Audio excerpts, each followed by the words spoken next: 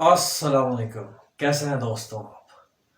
दोस्तों, आज हम पाकिस्तान पेनल कोड की दफा 337 ए की झैली क्लास सब सेक्शन 4 डिस्कस करेंगे।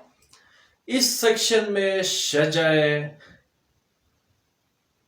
मुनक्किला की सजा लिखी गई है कि अगर कोई शख्स किसी भी बंदे को गर्दन से ऊपर फेस में या हेड में, सर में कोई ऐसा चोट ज़रब लगाता है जिससे उसकी फेस की कोई भी हड्डी या हेड का कोई भी हड्डी टूट जाती है, फ्रैक्चर हो जाती है, और न सिर्फ फ्रैक्चर हो जाती है और फ्रैक्चर होने के साथ साथ वो अपनी जो एक्चुअल पोजीशन है वहां से डिसलोकेट भी होती है। ऐसी सूरत में, ऐसी कंडीशन में आपका ये जुर्म तस्वुर होगा शज्जाए मुनक्किला। शज्जाए मुनक्किला यानी आप किसी को ज़रब लगाते हैं, इंटेंशनली ज़रब लगाते हैं,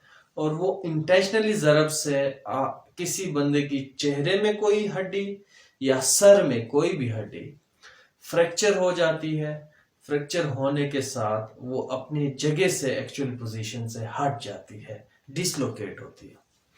तो ये जुर्म पाकिस्तान पेनल कोड में, ताज़ीरात पाकिस्तान में शज्जाए मुनक्किला कहलाएगा।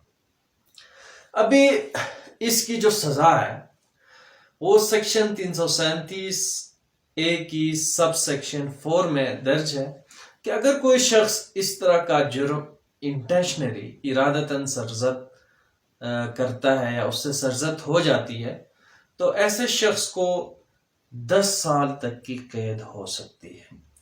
याद रखें, अगर इंटेंशनली हो और ट्रायल के बाद साबित हो जाए कि ये जो जुर्म था इंटेंशनल था, इरादतन था, तो उस बंदे को 10 साल तक की सजा हो सकती है। और साथ साथ याद रखें, आपको 15% दियत का जो अमाउंट है एज ए अर्श, बतौरे आप उसको क्या दियत, आप जिस बंदे के साथ आपने ये जुर्म कास किया, जिसको आपने ये नुकसान पहुंचाया, ये ज़रर पहुंचाया, तो आपने उस बंदे को अदा करनी होगी। याद रखें, ये जुर्म काबिले दस्त अंदाज़े पुलिस है। पुलिस बगैर किसी वारंट के आपको गिरफ्तार कर सकता है। और याद रखें, ये नाकाबिले ज़मानत जुर्म है।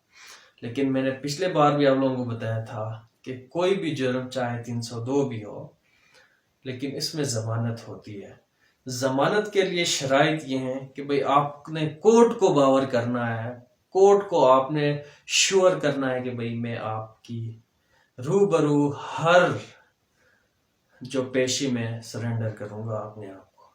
तो कोर्ट अगर मुतमईन होती है, आप दोबारा आपकी जो एक्ट्स हैं, आपकी जो हरकतें हैं, उनसे कोर्ट को ये यकीन होता है कि यार आप दोबारा कोई जुर्म नहीं करेंगे, आप पेशेमा हैं, या आपका जो क्रिमिनल कंडक्ट है, आपकी माजी जराइम से पाक है, तो कोर्ट आपको जमानत दे देगी। बहरहाल ये नाकाबिले ज़मानत है बतौर कानून की नज़र में, ये जुर्म अगर इरादतन हो जाए।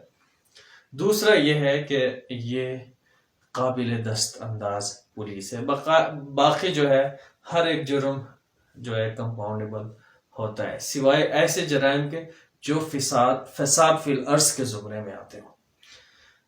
तो चले जी, आज के लिए इतना ही। बाकी ये याद रखें कि अगर कोई शख्स, अगर आपने किसी की फेस या सर में कोई हड्डी जिसे आपने तोड़ दी है, लेकिन एक ऐसी औजार, इंस्ट्रूमेंट से आपने तोड़ दी है जिससे आपका इरादा तो नहीं था कि उस बंदे की मौत हो जाए, यानी आपका इरादा नहीं था कि उसको कत्ल कर दें, लेकिन हादसा हो जाता है, आप उसकी एक हड्डी तोड़ देते हैं, लेकिन आगे से बंदे की डेथ होती है।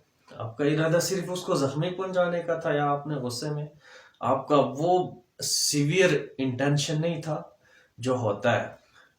تو اس صورت میں اگر مرڈر ہوتی ہے تو اس کے لیے لا یہ ہے کہ اگر آپ نے ویپن کون سا یوز کیے، یعنی آپ نے ڈنڈا یوز کیا، کوئی تمانچہ یوز کیا، یا کوئی دوسرا ڈیڈلی ویپن آپ نے یوز کیا، یہ ڈیپینڈ کرتا ہے سرکمسٹانسز آف دا کیس پر.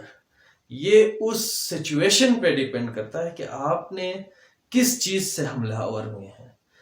یہ آپ کا جو انٹینشن ہے کورٹ اس وقت ڈرائیو کرے گا کہ بھئی اس وقت جب آپ یہ جرم کر رہے تھے کہ آپ کا کنڈکٹ کیا تھا، آپ کے پاس اسلحہ تھا یا ہاتھ سے آپ نے یہ اس کو زخم پہنچایا. اگر ہاتھ سے آپ نے زخم پہنچایا تو پوسٹ مارٹم رپورٹ ہوگی. پوسٹ مارٹم رپورٹ سے کاز آف ڈیتھ کا پتہ چلے گا کہ بھئی یہ اس کی ڈیتھ آیا ہارٹ اٹیک سے ہوا ہے یا سر میں چوٹ سے ہوا ہے.